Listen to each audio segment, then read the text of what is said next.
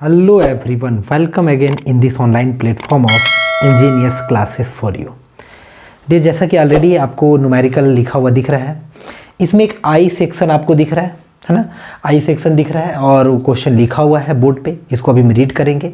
तो यहाँ पे तो मोमेंट ऑफ इनर्शिया, चूँकि आई सेक्शन टी सेक्शन ये सब का मोमेंट ऑफ इनर्शिया ऑलरेडी हम डिस्कस कर चुके हैं, आपको सिखा चुके हैं, तो उससे रिलेटेड तो नहीं है। लेकिन यहाँ पे जो स्ट्रेस, बेंडिंग स्ट्रेस का ये क्वेश्चन है, तो बेंडिंग स्ट्रेस में प्योर बेंडिंग के फॉर्मूला में आप देखे होंगे एक मोमेंट ऑफ इनर्शिया भी टर्म है। तो मोमेंट ऑफ इनर्शिया का जब तक कॉन्सेप्ट आपको क्लियर नहीं होगा तब तक आप बेंडिंग स्ट्रेस से रिलेटेड कोई भी क्वेश्चन को आप नहीं कर सकते, क्योंकि मोमेंट ऑफ इनर्शिया का ही रिक्वायरमेंट है डियर। तो चलिए स्टार्ट करते हैं। इसका मोमेंट ऑफ इनर्शिया कैसे फाइंड होगा थोड़ा हम आपको रिकैप भी कराएंगे, आपको थोड़ा याद भी दिलाते हैं, और जो नए होंगे उनके लिए भी बिल्कुल भी चीज़ें समझ में आ जाएगा किस तरीके से क्या हैंडल होता है। लिखा हुआ है ए rolled steel joist of I section. एक स्टील का बना हुआ है, सिंपली आप समझिए आई सेक्शन है जो कि आपको ऑलरेडी दिख रहा है। Dimensions as shown in figure में बना हुआ है। दिस बीम कैरीज यूडीएल, एक यूडीएल ये कैरी करता है। ये बीम का ना क्रॉस सेक्शन है, चीज़ों को समझिएगा। ये जो पूरा डायग्राम दिख रहा है ना, ये आपका बीम क्रॉस सेक्शन है। ये बीम का साइड से दिखेगा, आपको साइड से आई जैसा दिखेगा, साइड से आई जैसा दिखेगा। जैसे रेलवे का पटरी वगैरह जो होता है ना, रेलवे का ट्रैक, उस पर आप देखें तो आप साइड से कट करें ना तो आई जैसा दिखता है, वही समझिए। लेकिन आपका वो तो बहुत लेंथ का होता है ना, बहुत लंबा लेंथ का होगा, लेकिन ये सेक्शन है, क्रॉस सेक्शन है, याद रखेंगे। और जब भी ये सब चीज़ें हम लोग फाइंड करते हैं ना तो क्रॉस सेक्शन पे ही फाइंड करते हैं डियर। तो क्रॉस सेक्शन है, इसके लिए हम ना अभी आपको बताएंगे। एक्चुअली में ये जो डायग्राम है, ये डायग्राम को आई सेक्शन को देखें कंप्लीट, तो बिल्कुल भी ये भी 200 ही है गिवन, ये भी नीचे वाला भी 200 है। इससे आपको पता चल रहा है कि ये जो है ये 100% जो है वो आपका क्या है, सिमेट्रिकल है। सिमेट्रिकल है क्योंकि इसका फ्लैंज ऊपर नीचे फ्लैंज बराबर है ना। तो फ्लैंज बराबर है, सिमेट्रिकल होगा, जो कि उसी को एक axis of symmetricity, axis of symmetrical axis भी इसमें ड्रॉ किया जा सकता है। जो कहाँ पे होगा, ये पूरा कंप्लीट जो है ना, यहाँ से यहाँ देखिए दिया हुआ है पूरा कंप्लीट है ना, पूरा कंप्लीट 400 mm है, याद रखिएगा। अंदर वाला जो आपका है 360 mm है। दोनों जो फ्लैंज है उसका ये थिकनेस है 20 है, और ये जो पूरा है आपका फ्लैंज का विड्थ वो 200 mm है डियर। और ये जो आपका वेब का थिकनेस है वो आपका है 10 mm। सारे डेटा आपको उम्मीद है समझ में आ गया होगा। तो 40 किलो न्यूटन पर metre on the span of 10 metre. 10 metre length है आपका, ये 10 मीटर जो है ना, ये लेंथ ऑफ द बीम है, लेंथ ऑफ बीम है। बीम का पूरा लंबाई 10 मीटर का है, लेकिन क्रॉस सेक्शन आपका आई जैसा है। तो calculate the maximum stress produce due to the bending के कारण, चूंकि यूडीएल लगेगा तो ये बीम बैंड होगा, तो बेंडिंग के कारण how much stress will produce in this case, वही आपको क्या करना है, फाइंड आउट करना है। बहुत ही आसान है, चीज़ों को स्टेप बाय स्टेप समझना है। सबसे पहले ये एक सिमेट्रिकल मतलब डायग्राम है, जो कि सिमेट्रिकल क्यों बोल रहे हैं, एक एक्सिस ऑफ सिमेट्रिसिटी आप इसमें ड्रॉ कर सकते हैं। वाई एक्सिस के अबाउट भी सिमेट्रिकल है, एक्स एक्सिस के अबाउट भी सिमेट्रिकल है, एक्स एक्सिस के भी अबाउट सिमेट्रिकल है। तो यहाँ पे न्यूट्रल एक्सिस इसको इसलिए नाम दिया गया क्योंकि इसी के अबाउट बेंडिंग होगा, इसी के अबाउट मोमेंट ऑफ इनर्शिया हमको लेना है। और जो भी है सेक्शन ऐसे ही दिख रहा है आपका, ऐसा नहीं टेढ़ा नहीं दिख रहा है, सेक्शन इस टाइप से ही दिख रहा है, जैसा वर्टिकल दिख रहा है ना।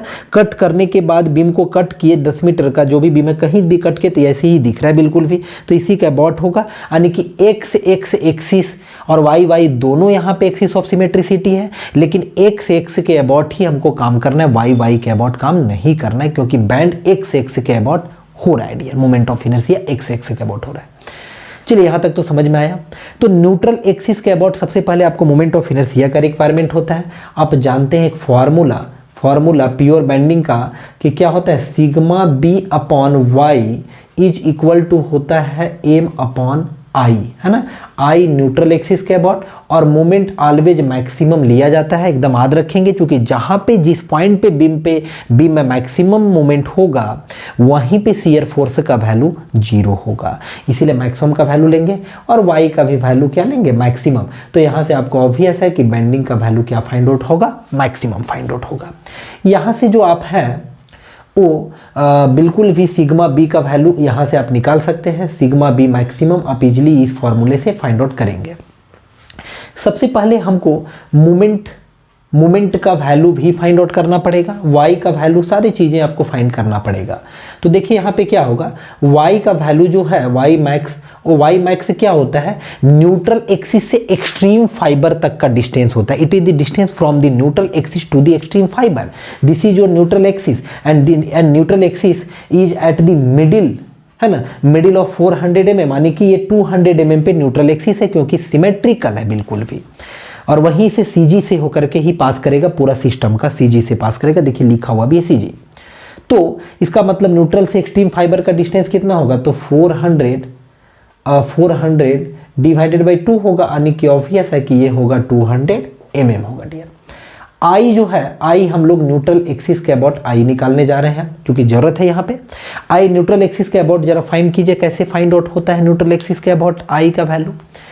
सबसे पहले क्या करते हैं ना, आई फाइंड करने में, मोमेंट ऑफ इनर्शिया फाइंड करने में एक तरीका है बिल्कुल भी, कि आप इसके बाहर यदि आप 200 इंटू 400 का एक आप क्या समझे, 200 इंटू 400 का एक आपका रेक्टेंगल है, उस रेक्टेंगल में इधर का पोर्शन और इधर के पोर्शन को कट कर दिया जाए तो आई बन जाएगा या नहीं।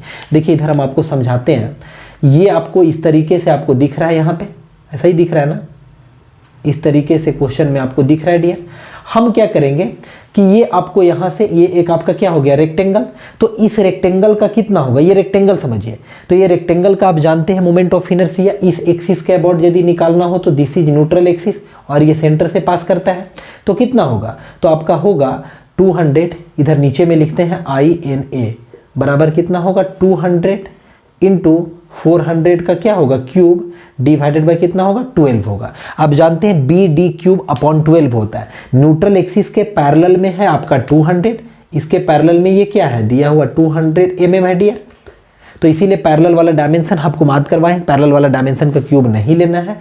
और ये पूरा जो डायमेंशन है ना, पूरा ओवरऑल ये है आपका 400 mm है पूरा, है ना। तो 200 इंटू 400 का क्यूब डिवाइडेड बाई 12। अब इसमें ना आपको माइनस करना पड़ेगा। क्यों माइनस, क्योंकि देखिए यहाँ पे हम हैश करते हैं, ये वाला जो रेड कलर से कलर कर रहे हैं ना, रेड कलर से, ये मोमेंट ऑफ इनर्शिया का एक्चुअली में कॉन्सेप्ट है, ये ऑलरेडी हम पढ़ चुके हैं। ये रेड कलर वाला को माइनस करना पड़ेगा, तभी आपका आई सेक्शन बनेगा। तो रेड कलर वाला को हम करेंगे माइनस। कैसे माइनस होगा, अब सोचिए 200 से यदि हम ये 10, ये वेब का जो थिकनेस है 10, ये 10 को माइनस कर दें तो ये दोनों इंक्लूड होकर के डायमेंशन हमारा निकल जाएगा। 200 को यदि 10 से माइनस कर दें निकल जाएगा ना, तो यानी कि ये डायमेंशन इंक्लूडिंग ये डायमेंशन निकल गया, क्योंकि न्यूट्रल एक्सिस के अबाउट निकालना है तो उसके पैरेलल डायमेंशन लेना है। और फिर इनटू क्या होगा, ये वाला डायमेंशन, जो कि ये डायमेंशन ऑलरेडी आपका गिवन है, ये कितना है 360 mm है। तो इनटू क्या हो जाएगा 360 m क्या क्यूब होगा, और फिर से डिवाइडेड बाय कितना होगा 12, क्योंकि ये भी, ये रेड वाला जो दिख रहा है दोनों को हम मिला देंगे। देखिए कैसे किए, तो रेड वाला दोनों को जब मिलाएंगे डियर तो कुछ इस तरीके से मिलने के बाद बनेगा। और मिलने के बाद जो डायमेंशन दिखेगा, क्या वो डायमेंशन आपका 200 माइनस 10 नहीं होगा, क्या होगा कि नहीं होगा। ये रेड वाला जो सिर्फ रेड वाला, यहाँ से हम 20 से 10 हटा दिए तो 200, यहाँ से यहाँ तो पूरा 200 था ना, 200 में 10 माइनस कर दिए, 200 माइनस 10 बचा, और ये क्या हो गया, ये आपका तो 360 mm है। तो यानी कि 200 माइनस 10 इंटू 360 का क्यूब डिवाइडेड बाई 12, ये भी तो आपका एक रेक्टेंगल है ना, तो उसको हम माइनस कर दिए, क्योंकि ये फॉर्मूला होता है मोमेंट ऑफ इनर्शिया का। यहाँ से आप इजीली जो है, अब आप यहाँ से आप कैलकुलेट कर सकते हैं कि कितना वैल्यू कैलकुलेटर से मोमेंट ऑफ इनर्शिया का न्यूट्रल एक्सिस के अबाउट आ रहा है। चलिए कैलकुलेट करते हैं। 1/12 जो है वो बाहर हो जाएगा ब्रैकेट के, 1/12 को आप बाहर कर सकते हैं। और फिर जो होगा वो कितना होगा डियर, तो आपका 200 इंटू 400 का क्या होगा क्यूब होगा, फिर क्या होगा माइनस साइन होगा, 200 माइनस 10 कितना होगा 190 यानी 190 होगा, इंटू 360 का क्या होगा क्यूब होगा, और ब्रैकेट फर्दर बंद हो जाएगा। ये वैल्यू जो आ रहा है डियर बहुत ही बड़ा वैल्यू आएगा, और ये वैल्यू आ रहा है 32, देखिए कितना आ रहा है 3279 327946 327946 666 यानी टोटल 4 6 है आपका, 0.7 है, और ये m/4 होगा, मोमेंट ऑफ इनर्शिया का यूनिट होता है। चलिए मोमेंट ऑफ इनर्शिया भी निकल गया। अब यदि आप मैक्सिमम बेंडिंग का बात करें तो यूडीएल जब भी लगे, आपको मालूम है ये यूडीएल जब भी लगता है तो आपका सेंटर में ही मैक्सिमम बेंडिंग होगा, और उस कंडीशन में चूंकि ये सिंपली सपोर्टेड बीम है, ये बात भी आप जानते हैं कि यदि सिंपली सपोर्टेड बीम हो कभी भी और इसके ऊपर यूडीएल लगे और यूडीएल का इंटेंसिटी हो W न्यूटन, इंटेंसिटी कितना है किलो न्यूटन में ना, चलिए किलो न्यूटन में है, W किलो न्यूटन पर मीटर इंटेंसिटी हो, तो इस कंडीशन में जो मैक्सिमम बेंडिंग मोमेंट का वैल्यू होता है वो कितना होता है, तो आपको होगा WL²/8 होता है। ये फॉर्मूला आपको लर्न होना चाहिए डियर, क्योंकि ये ऑलरेडी फॉर्मूला ड्राइव होकर के आया है, ये ऑलरेडी बहुत ही छोटा, हम ऑलरेडी अपने लेक्चर में ही ऑलरेडी इस फॉर्मूले को ड्राइव भी कर चुके हैं, SFD BMD में पढ़ाए हैं। तो ये आपको इतना वैल्यू होगा। अब यदि आप किलो न्यूटन पर मीटर जो गिवन है ना, इसको आप चाहें तो W न्यूटन पर mm भी बोल सकते हैं। किलो न्यूटन को चेंज करेंगे तो 10⁻³ से मल्टीप्लाई, और मीटर को चेंज करेंगे 10⁻³ से डिवाइड, ऐसे भी कट जाएगा, W न्यूटन पर mm भी होगा। ठीक है, तो इस फॉर्मूले में डेटा को पुट करते हैं। कितना दिया हुआ है 40, और L क्या है, तो L आपका लेंथ है, जो कि लेंथ कितना मीटर दिया हुआ है, 10 मीटर लेंथ दिया हुआ है डियर। तो 10 मीटर लेंथ को जो है ना वो हम चेंज कर देंगे mm में, तो कितना हो जाएगा 10 × 10⁻³ का क्या हो जाएगा स्क्वायर, डिवाइडेड बाय कितना हो जाएगा 8 हो जाएगा। क्योंकि ये तो आपका है न्यूटन mm में हो गया, ये न्यूटन mm में हो गया, और ये डेटा किस में आएगा, ये डेटा आपका mm² में होगा, न्यूटन पर mm में होगा, ये डेटा होगा mm² में, यहाँ से कटेगा तो मोमेंट आएगा न्यूटन mm में आएगा डियर। तो यहाँ से यूनिट आप चीज़ों को देखें, एक एक चीज़ को देखते जाना है, जो भी यूनिट वगैरह का एकदम खेल बहुत होता है। तो कितना हो जाएगा 10⁻, आप डायरेक्ट कर सकते हैं क्या 10⁻, यहाँ पे कितना हो जाएगा 10⁻4 हो जाएगा, 10⁻4, और 10⁻4 यानी कि 10⁻ सिंपली 8 हो जाएगा, और डिवाइडेड बाय कितना है 8। ये जो वैल्यू आएगा ये आएगा 5 × 10⁸ आएगा डियर, और ये आएगा न्यूटन mm में आएगा। ये आपका हो गया मैक्सिमम बेंडिंग मोमेंट का हर एक डेटा ना आपको पता चल चुका है। तो आप जो है यहाँ से इसको मिरेज करते हैं कहीं पे, अब इजीली आप उस फॉर्मूले पे रखेंगे, इधर से मिरेज कर देते हैं, आप इजीली उस फॉर्मूले पे रखेंगे तो आपको यहाँ से इस चीज़ को मिटाते हैं, आप इजीली फॉर्मूले पे रखें आप, है ना, तो वहाँ से आप निकाल सकते हैं सारे डेटा को। तो सिग्मा बी जो है वो मैक्सिमम आप निकाल सकते हैं, कितना होगा, m का वैल्यू आपके पास हो चुका है 5 × 10⁸, है ना, और m में y का वैल्यू को मल्टीप्लाई करेंगे, y का वैल्यू आपको मालूम है कि कितना है 200 है, divided by i neutral axis के अबाउट आपको मालूम है 32794 1 2 3 4 4 बार 6 है 0.7। अब इस वैल्यू को जो है वो कैलकुलेटर से एक बार कैलकुलेट कीजिए, सिर्फ आपको कैलकुलेशन है, और बाकी जो कॉन्सेप्ट है कॉमन सा कॉन्सेप्ट है, उस कॉन्सेप्ट को बस दिमाग में रखना डियर।